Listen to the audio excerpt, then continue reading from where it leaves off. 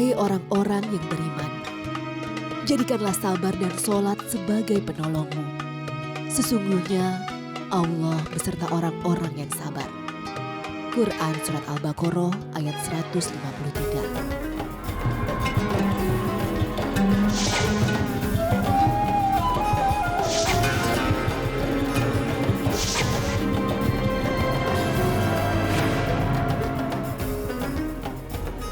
Assalamualaikum warahmatullahi wabarakatuh. Selamat pagi pemirsa Tawakal yang dirahmati Allah Subhanahu wa taala. Senang sekali saya Farid Hasan menjumpai Anda. Dan pemirsa di studio sudah bersama kami alhamdulillah Bapak Ustadz Muhammad Ziyad. Assalamualaikum Pak Ustadz. Waalaikumsalam warahmatullahi wabarakatuh. Terima kasih Pak Ustadz sudah hadir lagi di Tawakal. Dan pemirsa, selain Pak Ustadz Muhammad Ziyad sudah hadir bersama kami seorang narasumber, kami sapanya sebagai Ibu Gina. Assalamualaikum Ibu Gina. Waalaikumsalam. Terima kasih juga Ibu Gina sudah hadir di Tawakal. Jadi Ibu Gina datang ke sini punya permasalahan hidup seperti apa yang kita mungkin bisa bantu nanti Pak Ustadz Ziyad. Silakan. Jadi begini, saya punya cerita saat rumah tangga saya, permasalahan di rumah tangga saya. Waktu itu tiba-tiba suami saya berubah. Berubah itu maksudnya berubah apa? Sifatnya kah atau yang lainnya gitu?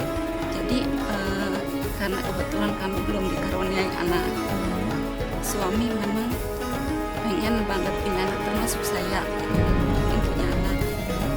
Kita udah cek ke dokter, alhamdulillah sehat. Lalu alternatif setelah pernikahan kami lama itu enggak suami. Ya. Sebenarnya enggak terlalu lama Pak Ustadz, baru 1 tahun. Tiba-tiba setelah kita enggak dikarunia anak, suami mulai emosional. Emosional, mohon maaf, emosionalnya sudah menggunakan kekerasan kah atau emosionalnya sebatas baru marah-marah saja?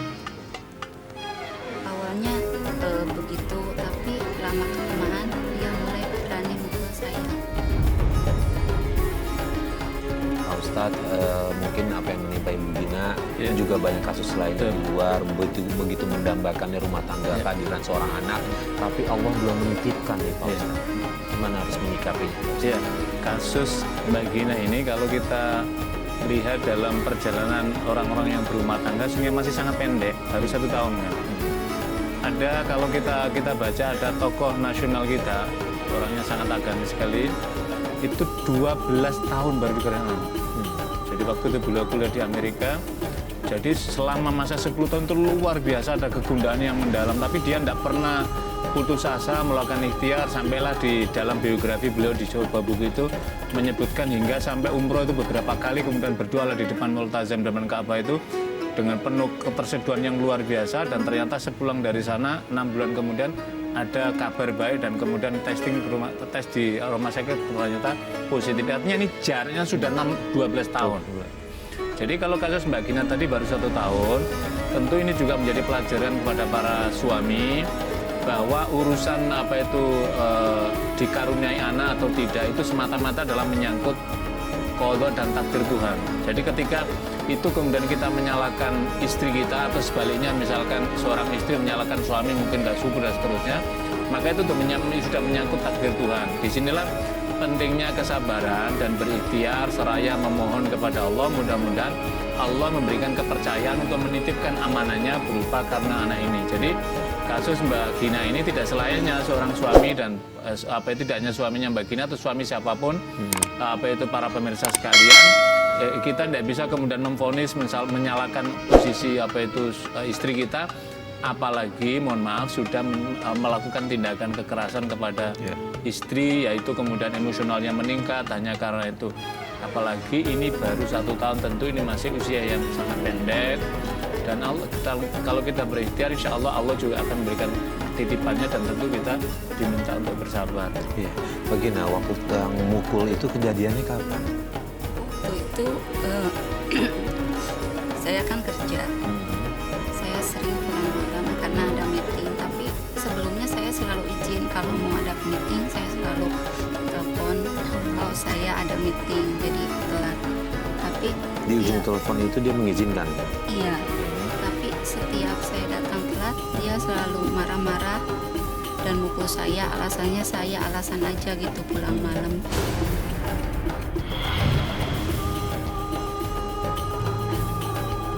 Assalamualaikum, Mas.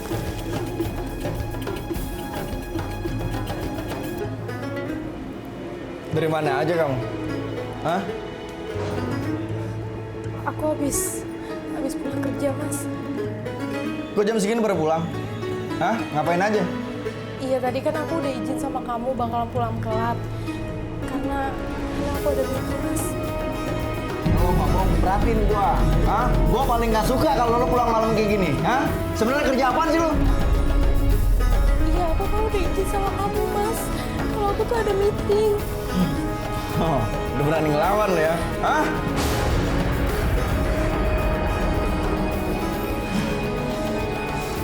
Astagfirullahaladzim, Mas. Sekali lagi lo denger ya, kalau gua paling nggak suka kalau lo pulang larut malam kayak gini. Hah? Gua nggak peduli mau lo meeting kayak, mau nggak kayak, gua nggak peduli. Tugas lo itu di rumah. Hah?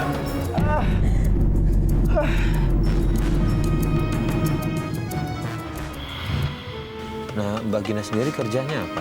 Saya sebagai administrasi dan suami saya sebagai bos angkot. Suami sebagai bos angkot, maksudnya punya usaha angkot. Iya. Oke.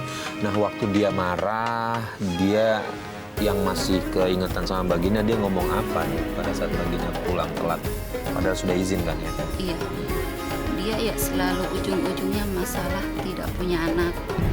Dan dia selalu menuduh saya yang mandul. Hal ini sesungguhnya kalau kita buka di dalam Al-Quran, kita bisa mendapatkan kisah bagaimana kisah Nabi Nabi Yakub misalkan yang lama baru karena anak, kemudian Nabi Zakaria, bahkan Nabi Zakaria itu sudah di Al-Quran dinyatakan istrinya itu akhir, wah dia tidak mungkin hamil ya Allah karena dia sudah akhir mandul karena sudah bertahun-tahun puluhan tahun, bahkan sementara usia beliau itu adalah sudah usia senja, usia tua. Tetapi kata Allah kalau aku sudah menghendaki maka nanti tidak ada yang tidak memungkinkan. Bagaimana tandanya ya Allah? Kemudian dikasih isyarat dalam surat Al-Imran itu nanti tandanya begini, nanti tidak akan bisa ngomong berapa hari, maka berarti disulah istrimu adalah mandul. Jadi ini adalah contoh dan apa yang dilakukan oleh Nabiullah Zakaria alaihissalam. Dia berada di mihrab berdoa yang luar biasa kepada Allah, memohon agar diberikan keturunan karena bagi beliau ini keturunan tidak semata-mata anak tetapi akan melanjutkan perjuangan dakwah. Nah, ini saya kira ini juga menjadi pelajaran pada suami bahwa pasangan suami istri punya anak itu tidak sekedar keturunan, tetapi ini adalah menjadi pelanjut perjuangan ayah.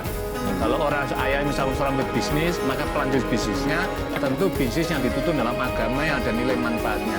Nah, melihat tadi Mbak Gina tadi, sesungguhnya suami istri ketika istrinya sudah pamit dari rumah dan suami mengizinkan, maka ini sudah jadi apa itu dalam naungan ridhonya, dalam mana kerelaan dari seorang suami, maka suami tidak diperbolehkan lagi kemudian menonjolkan rasa marah, kecewa dan seterusnya pelampiasannya. Apalagi tadi dari cerita Mbak Gina sudah muncul tuduhan tadi, wah Anda mandul maka seperti ini. Harus difahami, mandul dan tidak mandul itu adalah menyangkut takdir Tuhan. Dan ketika kita menyalahkan pada pihak istri kita, mungkin kita tuduh dia mandul, maka itu berarti sama dengan kita menggugat takdir Tuhan kepada istri kita dan juga kepada diri kita. Itu maknanya berarti kita telah melahirkan apa yang dimaksud dengan suudzon kepada Allah, dan suudzon kepada Allah itu adalah sesuatu yang sangat dilarang.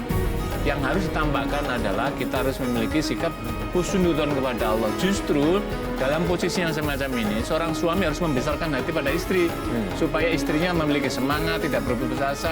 Sebab tidak ada rasa duka yang mendalam bagi seorang istri ketika sudah berkeluarga, kemudian sudah bertahun-tahun tidak dikaruna, itu bagi seorang istri tanpa suami mengatakanmu sesungguhnya sudah merupakan penderitaan batin seorang istri. Apalagi dalam kasus ini misalkan seorang suami kemudian melakukan tekanan, kemudian itu marah, emosi yang luar biasa. Tentu ini adalah cara-cara yang tidak dibetulkan dalam Islam. Jadi mari sama-sama kita kembali mentoladani para kisah-kisah Nabiullah, para salafus soleh yang memberikan teladan bagaimana dalam menghadapi istri ketika sedang diuji. Apalagi ini sekali lagi baru 1 tahun. Mbak Gina, Mbak Gina, mohon maaf saya boleh tanya ini nggak? Pendapatannya besaran Mbak Gina atau suami? Untuk pendapatan mungkin besaran saya. Besaran Mbak Gina. Mungkin nggak pernah ngebahas gitu, mungkin barangkali nih suaminya harga dirinya merasa terganggu karena Mbak Gina pendapatannya lebih besar gitu, ada rasa iri di situ? Enggak. Nggak ada. Udah sebelum menikah sudah saling tahu. Sudah saling tahu, artinya sudah itu. Jadi intinya adalah murni memang karena belum dikaruniai anak ya. Oke. Nah, Mbak Gina saya mau tanya dong, kalau nafkah lahir dan batin semua sudah dipenuhi sama suami? Awalnya ngasih, lama-kelamaan mulai sedikit. Tapi saya nggak mempermasalahkan. Karena namanya juga usaha ya Mas. Oke. Kalau Untuk batin? nafkah batin, setelah dia mulai begitu, dia mulai jarang pulang. Pernah dia nggak pulang 3 hari. Saya tanya, pas dia pulang itu saya tanya kemana. Dia bukannya menjawab dengan benar, malah ngamuk dan mukul-mukul saya.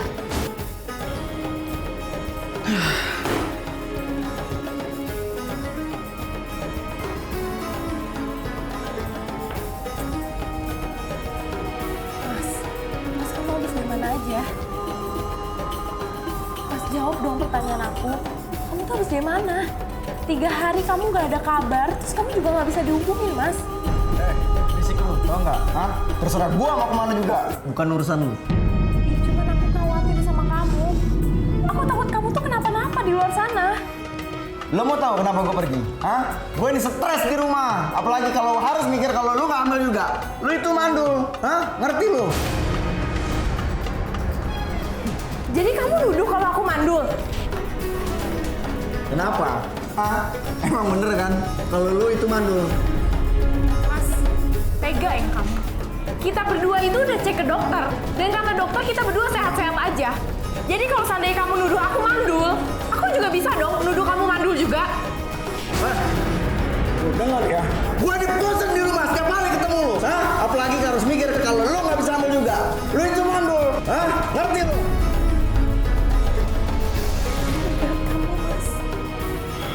Dan ujung-ujungnya selalu membahas masalah anak. Ini Pak Ustadz intinya sudah tahu istrinya lebih besar pendapatannya, artinya untuk keuangan mereka nggak ada masalah, tapi memang murni karena faktor itu. Nah lalu bagaimana nih Pak Ustadz, seorang suami sikapnya harusnya seperti apa nih mengetahui istrinya udah bisa membantu gitu tugas yang dia sudah jalani? Harusnya kalau melihat yang disampaikan tadi, suaminya mestinya muncul rasa syukurnya kepada Allah. Pertama, karena dikaruniai istri yang bisa dalam tanda petik bisa membantu, yang seharusnya semua kebutuhan keluarga itu kan dipenuhi oleh pihak laki-laki, tetapi kan tidak semuanya bisa terpenuhi. Karena itulah Islam memberikan ruang kepada istri, bila istri mengaktualisasikan potensinya, kemudian bisa mendatangkan ekonomi dan bisa menambah kebutuhan ekonomi keluarga, maka fikih Indonesia membolehkan dan mengizinkan, dan tidak ada persoalan dalam konteks hukum Islam di sana. Itu artinya adalah tarodin, saling merelakan antara istri dan suami. Dan tadi sudah disampaikan bahwa ada kesepakatan. Memang sudah seharusnya dalam setiap mengambil keputusan apapun, suami dan istri itu saling bermusyawarah untuk mencari kesepakatan bersama. Jadi mana yang dibolehkan, mana yang tidak dibolehkan, kegiatan dalam rumah, kegiatan di luar rumah itu bagaimana sesungguhnya harus disesuaikan. Nah, ketika memang otoritas penuh dalam keluarga, penanggung jawab utama mas'ulun an ro'iyatihi pada keluarganya itu adalah ada pada seorang suami. Tetapi bukan berarti suami ketika pergi kemana saja tidak boleh diketahui istrinya, tidak, itu salah besar. Jadi ketika tadi misalkan suaminya pergi sampai 3 hari nggak pulang dan kemudian Mbak Gina perlu tahu, saya kira ini juga kepada suami manapun itu juga perlu harus diketahui bahwa kepergiannya itu harus sepengetahuan daripada istri. Apa masalahnya? Kita kan tidak tahu, mungkin ketika kita sedang keluar rumah tanpa pamit kemudian tiba-tiba terjadilah musibah pada kita, apa yang terjadi? Pasti istri yang harus mencari-cari. Tetapi ketika sudah dikasih tahu, maka istri dengan mudah mengetahui, oh ini suamiku sedang menuju ke suatu tempat. Nah misalkan ini, naik ini, kendaraan ini. Berarti ketika suatu saat ada musibah kecelakaan, istri dengan mudah akan mengetahui dan melapor pada pihak yang berwajib. Itu yang pentingnya. Yang ketiga, izin tadi itu adalah bagian dari wujud tafahum, saling kefahaman, tarohum, saling kasih sayang kepada suami.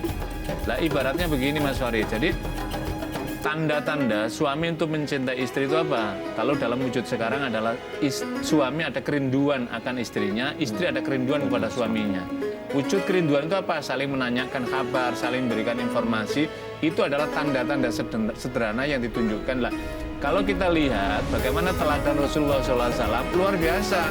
Pergi ke istri satunya saja itu menyampaikan kepada istri yang lainnya supaya apa? Mereka semua saling memahami. Yang kedua tadi disampaikan suaminya mulai main tangan ya.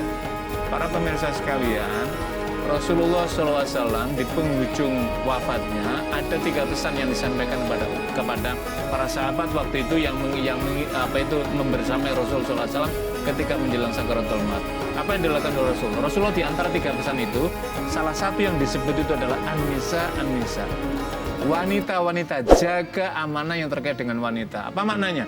Maknanya adalah tanggung jawab bagi seorang suami atas istrinya itu sangat besar sekali.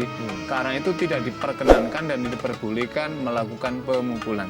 Kita bisa melihat kasus bagaimana Umar. Umar itu orang, kenapa disebut nama Umar? Umar disebut sebagai singa jantan. Jadi ketika disebut singa jantan itu keberaniannya yang luar biasa. Karena Umar itu apa yang terjadi? Umar itu kalau udah di luar itu luar biasa, tapi ketika di dalam sama istrinya itu luar biasa menjaga kesopanan santunnya. Bahkan dalam beberapa riwayat disebutkan Umar itu sering dimarahi dalam tanda petik, dimarahi istrinya karena mungkin diomeli ada beberapa, tapi Umar tidak pernah merespon dengan negatif. Bahkan ada sahabat lain tidak melapor pada Sayyidina Umar, tetapi yang dilaporkan kasusnya sama terjadi pada Umar. Kemudian orang itu balik, Umar melihat langsung mengejar, "Wahai sahabat, apa yang terjadi denganmu? Tadi kau mau melapor padaku, tapi kenapa pergi? Wahai Umar, aku tadi ingin melaporkan hal yang sama. Aku sering dimarahi sama istriku. Aku tidak melaporkan kepadamu bagaimana pandanganmu dan hukum Islam. Tapi ternyata di rumah pun terjadi, ternyata kau pun sedang diomeli istrimu dan kau pun diam. Jadi bagaimana mungkin aku melaporkan sedangkan khalifah, presiden didamkan?" Apa yang dijawab, yang dilakukan oleh Umar? "Wahai sahabatku, tahukah kamu bagaimana mungkin aku bisa marah kepada istriku sedangkan dia telah memberikan karunia kepadaku. Dialah yang mencukupi dalam menjaga ketenanganku ketika aku tidak pergi. Dialah yang menjaga rumah tanggaku. Bagaimana mungkin aku sanggup marah pada dia?" Junjung aku Rasul Muhammad SAW memberikan teladan bagaimana relasi dengan keluarga dan pada istrinya. Jadi dalam kasus Mbak Gina tadi kita bisa memberikan berteladan kepada kasus Rasulullah dan kasus Umar bin Khattab radhiyallahu anhu. Mbak Gina, dulu sebelum menikah apakah suami sifatnya pemarah seperti itu? Enggak ya. Nah, kalau soal marah itu keluarganya Mbak Gina tahu nggak? Enggak, karena dulu sebelum menikah keluarga saya itu kurang setuju. Jadi saya takut untuk mengadu, kalau misalnya mengadu ke mereka takutnya nanti disuruh benarkan cerai apa gitu. yang kita bilang gitu, takut Iya, akan karena keluar kan- omongan itu. Iya, karena menikah adalah tanggung jawab kita berdua. Ya, lalu bagaimana dengan keluarga suami? Keluarga suami mertua itu udah tahu saat melihat saya dipukul dan dia ketahuan selingkuh. Dia selingkuh, ternyata selama yang dia keluar itu dia selingkuh. Iya. Kemudian reaksi dari keluarga suami gimana? Yang nggak bisa istilahnya nanya gitu, dan dia mengaku kalau dia emang Selingkuh. emang Tapi dari pengakuan itu, saya mau tanya Mbak Gina, ngelihat langsung nggak perselingkuhan ini? pernah melihat Kapan dia. kejadiannya? Waktu itu saya pulang kerja, saya melihat dia sama perempuan yang sedang hamil, tapi saya nggak langsung sujud gitu. Setelah pulang, dia juga pulang, saya tanya baik-baik siapa wanita itu. Bukannya jawabannya saya dapat, dia malah ngamuk dan nuduh saya karena saya nggak bisa punya anak, nuduh saya mandul sambil pukul saya sampai kepala saya berdarah dicedotin ke tembok. Yang jadi pertanyaan adalah begini, Mbak Gina bisa mengambil kesimpulan dia selingkuh, tapi Mbak Gina cuma ngeliat dia berdua doang, nggak ada mohon maaf melakukan hubungan suami istri atau menemukan bukti-bukti yang kuat lainnya gitu? Saya percaya dia tadinya, dulu saya udah melihat, saya nggak pernah istilahnya menganggap dia itu di belakang saya berkhianat. Nah, terus Terus setelah sampai suami mengaku dia berselingkuh, itu dari mana dia bisa ngomong gitu? Baginda nanya apa ke suami? Saya nanya siapa wanita yang hamil. Dan dia bilang, kan dia mukul saya. Pas saya lagi dipukul, datang mertua menolong. Ditanya kenapa dia melakukan ini sama saya. Dia bilang karena saya nggak bisa menghasilkan anak. Dan dia udah menikah siri dengan wanita lain dan wanita itu sudah hamil sekitar 5-6 bulan.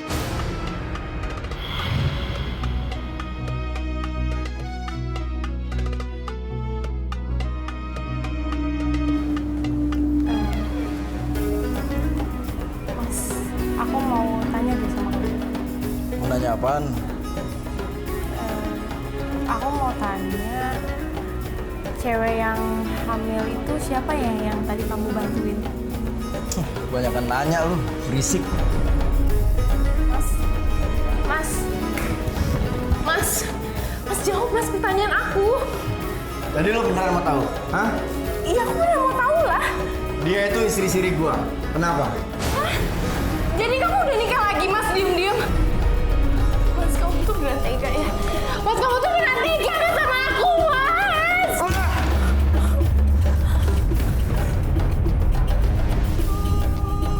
Makanya lu jangan sesuatu banyak nanya sama gua. Astagfirullahaladzim, Ardi! Ardi! Ada apa ini? Ya Allah! Ya Allah, ya Rabbi. Astagfirullahaladzim. Kenapa kamu nak? Ardi! Kamu apain ini istri kamu?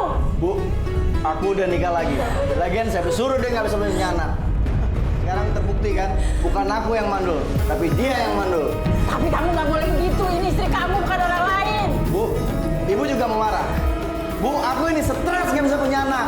Hah, sekarang terbukti kan, wanita yang aku nikah itu sedang hamil anak aku. Berarti dia. Ibu ini juga perempuan, Ardi. Kamu nggak boleh begitu.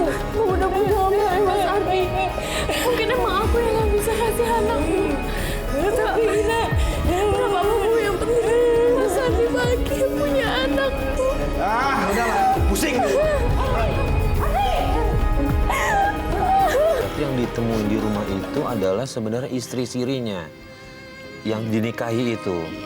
Ya Allah. Pak Ustadz, cara suami yang seperti ini di mata agama seperti apa nih Pak Ustadz?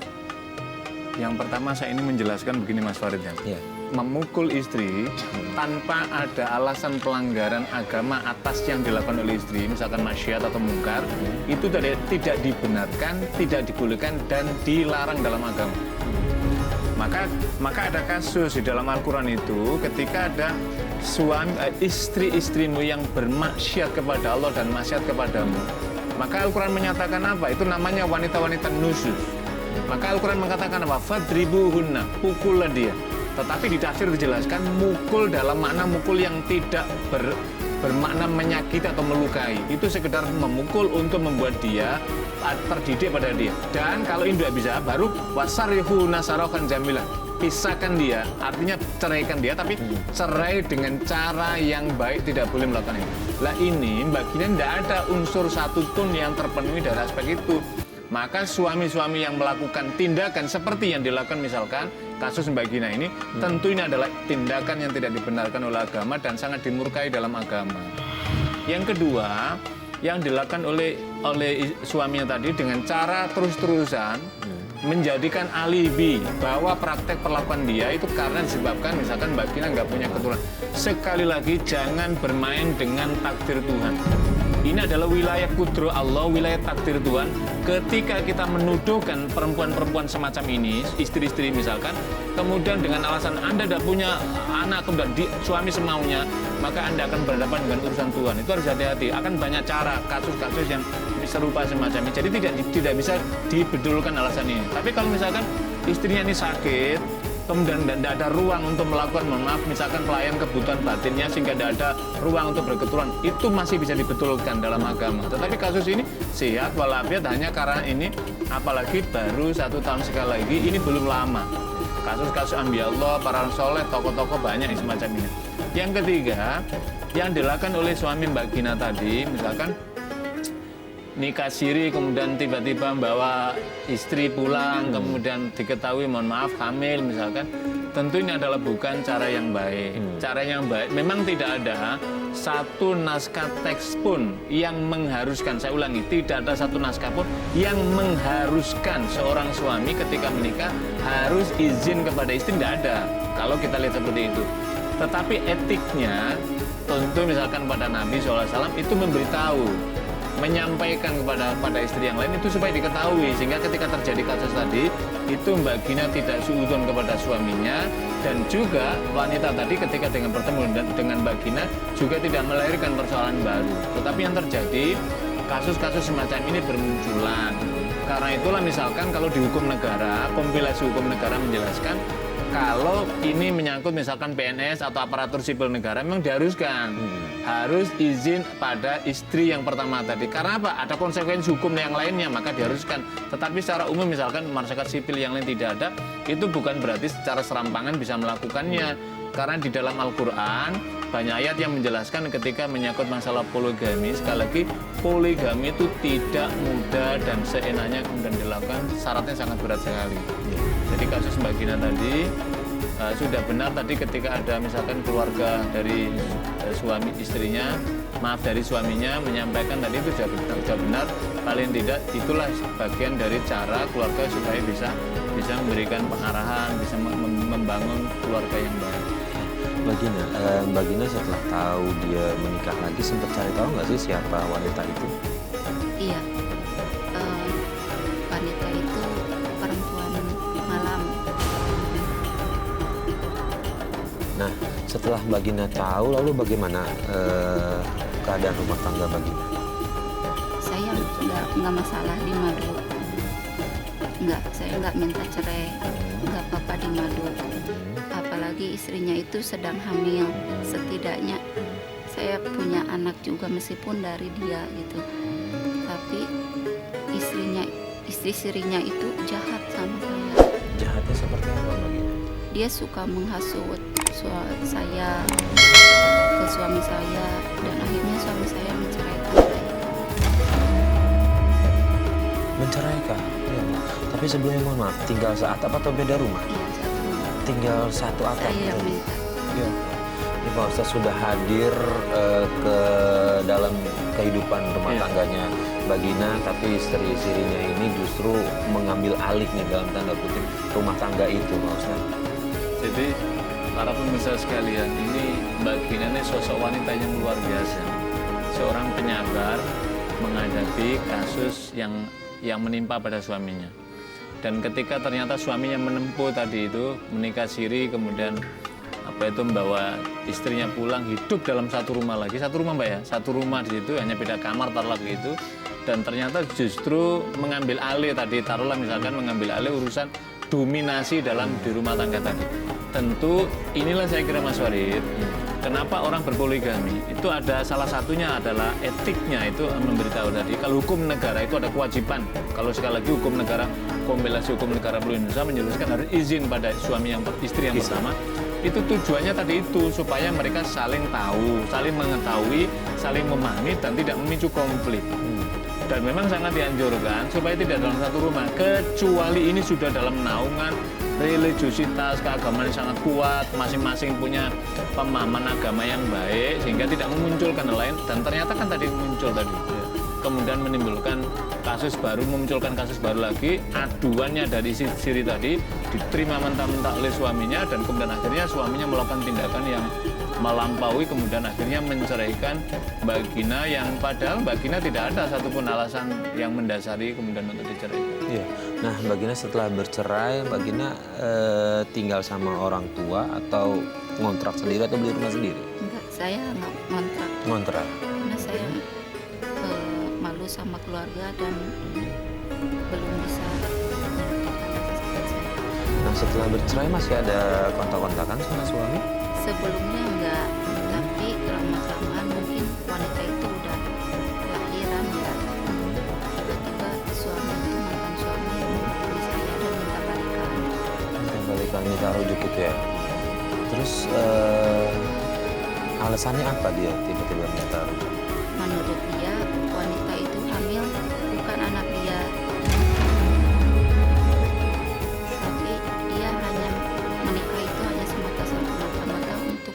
uang gitu. Untuk uang. Nah, kemudian Mbak Gina memutuskan untuk mau kembali sama dia? Kalau misalnya saya ditanya begitu, saya masih sayang sama dia. Saya ngerti sifat dia begitu itu karena pengen punya anak. Tapi keluarga saya meminta nggak boleh rujuk, dan saya juga berpikir lagi, saya tidak mau disakiti lagi. Sampai sekarang masih menghubungi, masih berusaha? Masih, tapi saya tidak. Kalau Ustadz, apa yang langkah yang diambil Mbak Gina ini kalau dalam segi agama tepat atau tidak nih Pak Ustadz? Ya. Apakah lebih baik rujuk apa tidak? Itu tergantung pada Mbak Gina.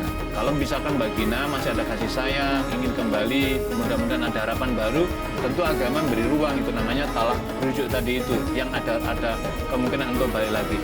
Tapi kalau misalkan memilih tidak balik, boleh apa tidak dalam agama? Tadi Mas Ari bertanya gitu. Lah, ada beberapa syarat tadi yang terpenuhi. Dalam mana apa? Suaminya melakukan maksiat tadi dengan cara pergi malam tadi, kemudian tadi Mbak Gina mendapatkan saksi tadi, kemudian itu namanya suami sudah melakukan maksiat. Dan salah satu syarat orang-orang untuk bercerai diizinkan itu adalah salah satu di antara suami maupun istri itu melakukan maksiat kepada Allah dengan cara perselingkuhan tadi itu. Yang kedua adalah melakukan kekerasan. Kekerasan itu diberikan secara. Makanya tidak dibolehkan, apalagi tadi Mbak Gina tadi kemudian sampai kepalanya berdarah, itu sekali lagi itu adalah tindakan mungkar dari seorang suami pada istrinya. Dan sekali lagi Rasulullah mencela kepada suami-suami yang berlaku kasar KDRT kepada istrinya. Rasul pernah menyampaikan, sebaik-baik kamu di antara kamu sekalian adalah khairukum li ahlikum, orang yang terbaik, khiyarukum li ahlikum, orang yang terbaik perangai, perilakunya, akhlaknya kepada istri-istrinya. Itu menandakan Rasul tidak mengizinkan para istri itu dipukul, kecuali istri yang melakukan maksiat, itu pun memukulnya tidak memukul menyakiti. Itu adalah contoh dalam kaitan ini. Bahkan itu Ahmad bin Hambal dalam salah satu riwayat hadis itu menjelaskan cara memukul itu, bahkan Imam Hambal itu menyebutkan sapu tangan, kamu nakal ya, kira-kira itu menunjukkan nilai pendidikannya, bukan tonjolkan. Jadi kalau tadi berkaitan dengan Mbak Gina tentang rujuk apa tidak, itu sepenuhnya ada Mbak Gina, agama membolehkan kalau mau rujuk boleh, itu lebih baik. Kalau misalkan tidak karena melihat tadi kasus-kasus yang sangat berat, itu juga dibolehkan. Mbak Gina sekarang masih sendiri atau masih sendiri? Nggak ada niatan untuk membuka hati untuk orang lain? Belum. Kenapa? Ya masih ada rasa trauma dan takut. Masih ada rasa trauma dan takut. Oke, ini terakhir Pak Ustadz untuk Mbak Gina sendiri. Tapi mohon maaf, Mbak Gina tetap ingin membina rumah tangga kan ke depannya? Iya. Ingin memimpikan punya seorang anak kan? Oke, Pak Ustadz, untuk Mbak Gina ini doa apa nih harus dipanjatkan Mbak Gina nih untuk menghilangkan trauma-trauma yang sudah ada nih? Iya. Karena kan idealnya Mbak Gina memang memimpikan sebuah rumah tangga dan juga dikaruniai anak. Ya. Kalau di dalam surat Al-Furqan itu kan menjelaskan begini Mas Farid.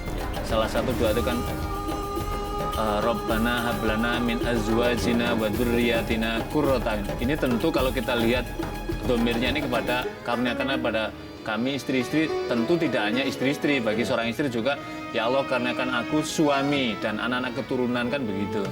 Keturunan-keturunan yang soleh yang kelak menjadi pemimpin. Jadi kalau kasus Mbak Gina memang mengalami kasus rumah tangga, apalagi sudah sempat bercerai seperti ini, memang berat sekali, memulihkan psikis. Tapi yakinlah Mbak Gina usia masih muda, yakinlah bahwa Allah, sunnatullah itu kan setiap manusia kan diberi berpasang-pasangan.